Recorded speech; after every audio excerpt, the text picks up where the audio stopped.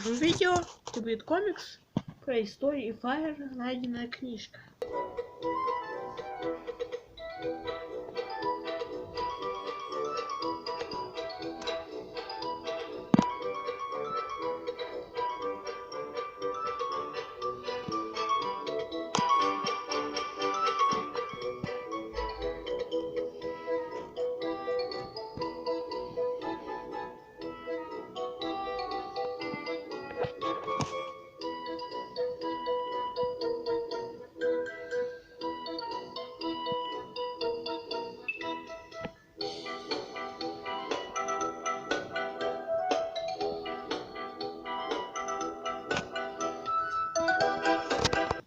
Вот такая у нас история.